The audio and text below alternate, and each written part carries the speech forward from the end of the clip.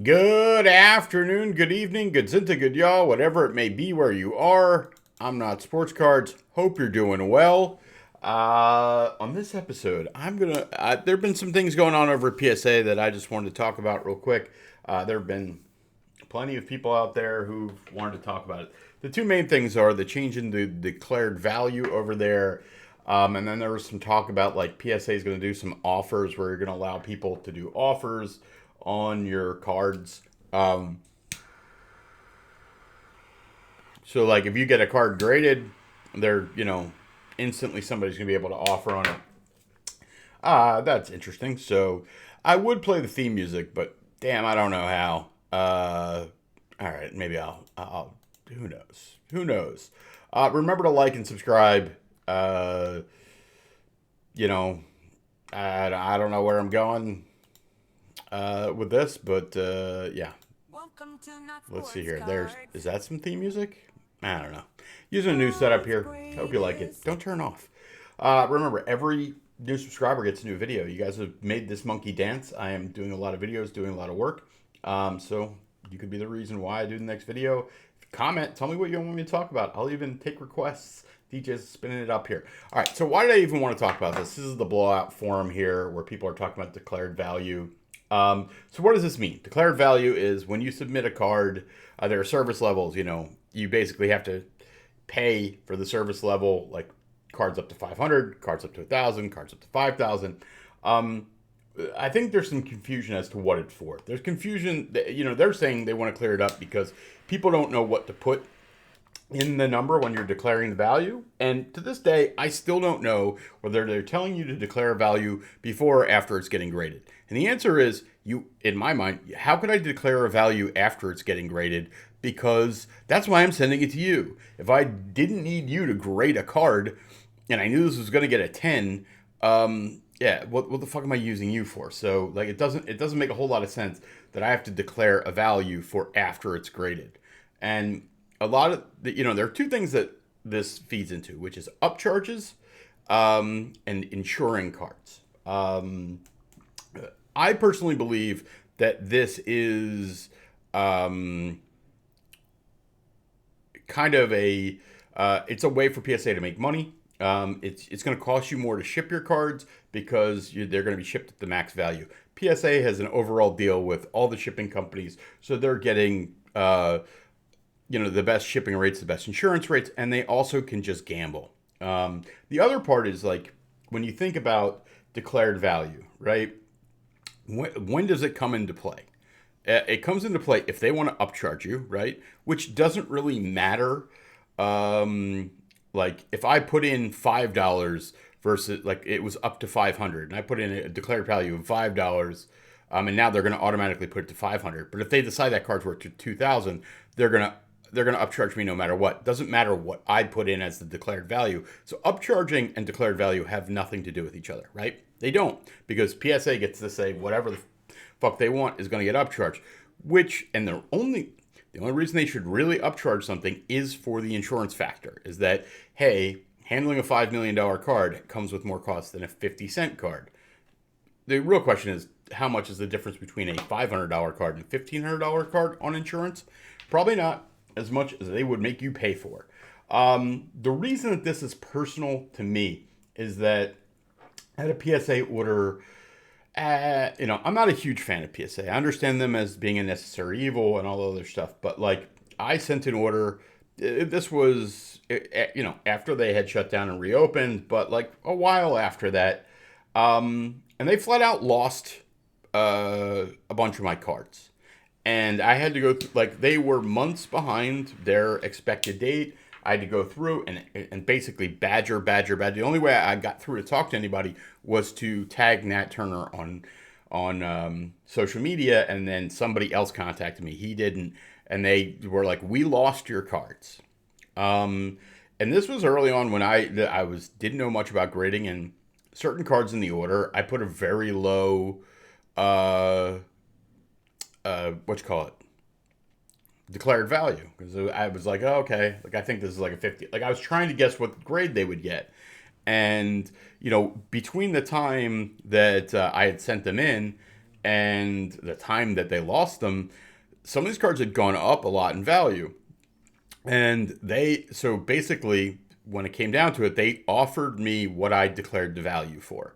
Um, so whatever those cards added up to, it was like $1,800. They offered to write me a check for that amount of money. But if you remember, it came with stipulations like you can't talk shit about PSA if you take this money. It was really a weird way of going about it, and I didn't really even want the money. I just was like, okay, I wanted to do away with it. So I was going to agree, and then suddenly, 5 days later, they found my cards. But which is weird. They got awful grades. They were just. It wasn't fun, but like it gave me the experience of when does this declared value really come into play? It comes into play in two spots. If they mess up, really, if they lose your cards, because if they mess up your card while it's there, you're gonna have to have pretty good proof. Like you're gonna have to have great pictures. And they have those scans. They disappear, by the way. You can't see those initial scans after they grade your car, so you can't be like, hey, there was no crease here, now there's a crease there. And you would have to have pictures. So proving the fact that they messed up your card is hard. So, all right, we're not getting any benefit there. The only benefit is not even benefit, is like it's literally on shipping, right? So the idea is that, okay, now I have declared that each of these cards is worth $500. I did 20 cards. That's $10,000. Are they actually going to cut you a check for $10,000? That's part of what I think. Like the thing that they did with me, undeclared value, where they were like, we're just going to give you what you declared the value at. They don't do anymore. They give you market value. Now, I do a lot of non-sports cards, and trying to figure out a market value on a card you can't buy is pretty difficult. So I don't like. I mean, I had resorted to the idea of, which is what they don't want you to do, is I was like, hey, some of these cards are worth more than $500. Most of these cards are worth less. I'm like, okay, if I send in 20 cards and I say $500 for each of them, I would take $10,000 if they lost all my cards, right? But they don't pay you $10,000 if they lose all your cards. They're going to go one by one and say, this card's $50, that one's $600, right? But we're only going to give you $500 for the $600 one because you only declared $500. So every battle we're going to lose. So at the end of the day, yes, does this seem simpler that they're going to change that you don't have to play with the declared value? Yeah, it does confuse people who are new to it, but it doesn't help anybody, right? Like they're not going to give you, like if you send in a $5 card that gets a 10 and is now worth $60 or $100 or $150, they're not giving you $500 for it if that was the declared value. They're not. So like, but they're kind of charging you that on the shipping side. So it's just another way for PSA to make money. They're, like my problems with PSA mainly are their lack of transparency. Like on the processes that I just talked about, they lose your cards, they damage your cards, whatever. There's no transparency. There's no, this is exactly how we deal with it. This is how we come up with the price. This is what, they talked about graders notes. We haven't really seen those. I guess they're on the highest levels, but why? Like, there's so many things wrong with PSA, and I think they're struggling. The GameStop deal, which if that's another topic we can go into, is that they did a deal with GameStop where people can grade their cards at GameStop. It's good to get new people grading, and it's good for their business. But I think they're continuing to try to squeeze every last bit out of this grading orange and get as much juice as they can. And I think that they're running out of places to do it. Like they opened up overseas, they've opened up different offices. People keep looking at grading and go, okay, it's doing well. I'm not like, you can't argue with numbers that people are continuing to grade, but it's like, okay, if you compared apples to apples, how many US-based sports-based or collectors or non-sports, let's leave out TCG, how many people are submitting cards now and how many cards versus they were a couple years ago? It's most likely pretty down because TCG has taken over the business, and also overseas has added a lot of stuff. But whatever, like who cares? Like I'm not rooting against PSA doing well. I do think we're grading too many cards. It costs us too much money. And that's money that could go into each other's pockets. But I do think the market is healing and people are learning. Don't just grade everything and whatever. So the GameStop thing, whatever. I think that's it's probably good. I think that's more of like I think I could see PSA getting into the hobby shop business by partnering with something with Fanatics, PSA, and GameStop would make sense. Like putting a little hobby LCS in the corner of every GameStop, probably going to happen. It makes too much sense for GameStop. Everybody else, yeah, let that sink in. But the last thing, so there's another deal where people were talking about offers, where essentially, you know, if I grade my Luke Skywalker 1977, and it gets a 9, or whatever, that card might be available. But let's say, whatever, I got an Ahsoka Tano card here. I grade this out of 99 Ahsoka Tano. It's a pop 1, and it pops up, and then people, they were saying it's kind of like dealers and like high level buyers could make an offer to you and you could instantly accept it. It's kind of like unsolicited offers on your cards. It's like, which, I've worked in the, in online, I've been in who isn't in web-based business, but I've been in web-based business for a long time. When you think of something like a domain name, like, notsportscards.com, you own it, and that, like, there are services that will send you an unsolicited offer to buy it, right? And you pay $75, and then somebody goes and tries to buy it for you. This is kind of the idea. It's like they know who the owner of the card is. You can accept an unsolicited offer. Who cares? Like, I don't think that that's a problem. Unless, of course, they were sharing your information and suddenly, Burbank's calling me and saying, hey, we want to buy this card. Mike, why don't you sell this card? I don't think that's going to happen, but they're just making an electronic system that you could accept offers. I think it's kind of cool, but like the vault, like there are a lot of things that reek of desperation. That grading is, obviously you have to grow a business and do different things. Like, sure. I mean, I actually think this is a decent idea to generate revenue and to allow people who are set collectors who are looking certain cards to just, make offers on them. And at least, in the world of non-sports cards, there's a huge disconnect between certain people who own cards and knowing the value, right? Where somebody might grade a card that I'm looking for, and they might think it's a $50 card, and I offer $500 for it, right? They'd be like, oh, instantly they say yes. So I think that's a decent service, but like some of the things I don't understand, like if you can build that, how come the set registry still doesn't work where there's a set for every major, in non-sports, there's like very few sets that have set registries. And like, why can't I take a card that I grade with PSA and put it right in my set registry? Like that would goose collecting. Like that would build collectors. And that's what we have to do at this point. What they're trying to do there is just take existing collectors to, but like you would think it's like that, the idea of like putting offers on something is that like it's for collectors who are looking for certain cards, right? Makes sense. But like to create more of those collectors, fixing the set registry problem, creating some sort of leaderboard that is like modern and doesn't look like it's from 1997. These are things that I would, rather see fixed than, explaining to us how you actually grade cards, what you're doing with SGC.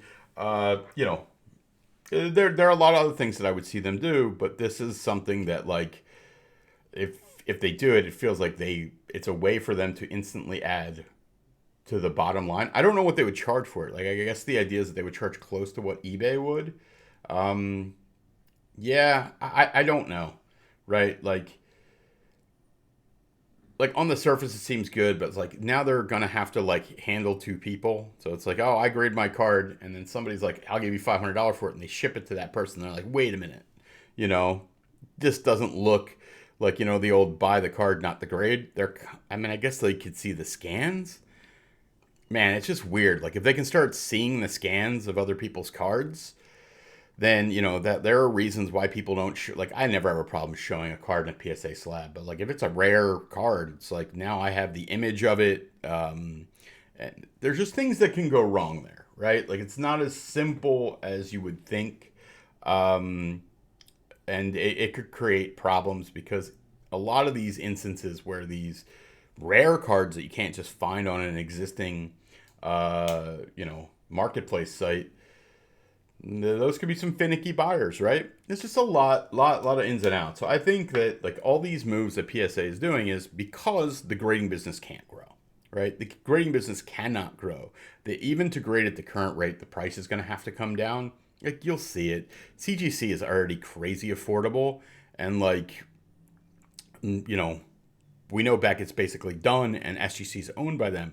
So if CGC ever becomes a real alternative, which in sports cards it probably won't, and non-sports cards, you just never know, like how quickly things can change. But yeah, the true cost of grading for your average $50 card should probably be about $9. And like, think about that. That's a lot of money for PSA to lose. If they're charging $15 today, which is less, and the bulk of their cards they have to lose $5 on, it's $5 million a month or whatever. It's $7 million a month. You amortize that over a year, it's $85 million. That's just on what the market value is of their service right now, and they're gonna have to make that up. Fortunately for them, they're not a public company, but I don't know how they raise their money, and I'm not trying to get into all that shit. Like, how do they service their debt? Like the issues that fanatics are having. I just think it's interesting that the discussions that I see out there, that people don't like think why, right? Like, do you think PSA is a benevolent organization? They're a business. They're out to make money, and we live in a culture where upselling and, the spiritization of America, if you've ever flown Spirit Airlines, they're now bankrupt, but they invented the idea of we're going to make you pay for luggage. We're going to make you charge for a carry-on. We're not giving you water anymore. Like, that's where America is we want you to pay for these ever little things. So again, just from the start, it's like if PSA can make an extra $5 an order on shipping because they've now basically told you that in theory, the shipping on this is because we're insuring your cards for a shitload of money. They're not. And they've done the math, even if they are. Again, insurance is a math game, right? It's like what percentage go missing or what, and then you do the math. But I don't know about you, but I have an issue with how much PSA shipping is.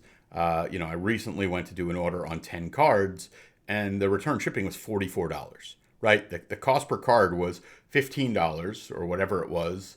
No, I think it was like $18, whatever. But like, so shipping was $40 on 10 cards. It's $4 a card, right? That's whatever, 25%, 20%, 25% of a cost increase. Right? It's hidden fees, essentially what this is.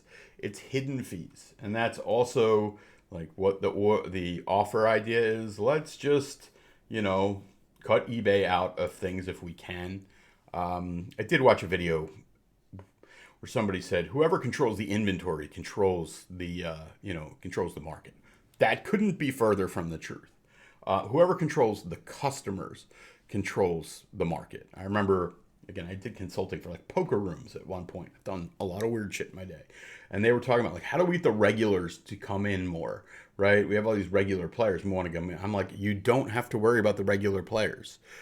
Figure out how the fish who come in and lose all the money, how to get them to come in more, and the regulars will go where they go, right? If you have a game, and it's a similar mentality. I don't know.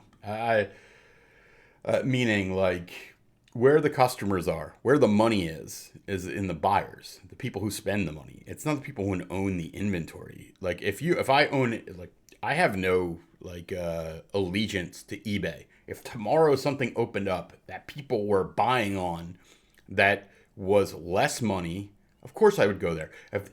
In all honesty, if I went somewhere open tomorrow that people were, that they were charging higher fees, but I could sell more volume, I'd go there, right? So I have inventory. I have zero allegiance to these people. I have allegiance to where the customers are. So I don't know.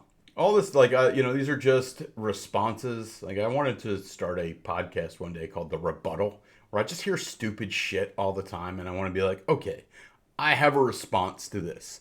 And the PSA stuff, it always bothers me because, one, my own personal conflict of, I know this is a horrible thing. I know that their place in the sports and non-sports card hobbies is bad for it. It's toxic and eventually will cause the whole market to crater, but it'll return. But I participate in it, right? Like that's so that duality, that conflict, contradiction. It gnaws at me and it makes me want to think about it.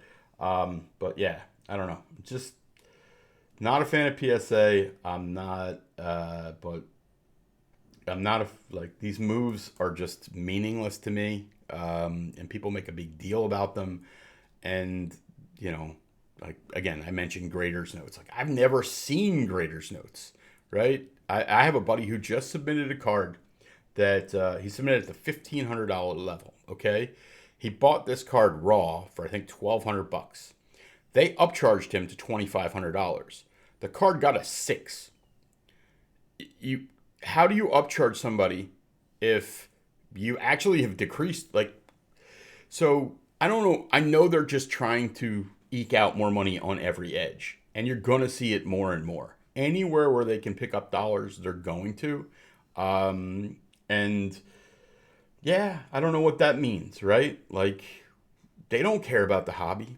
They don't. Like, they only care about the hobby as they need to exist.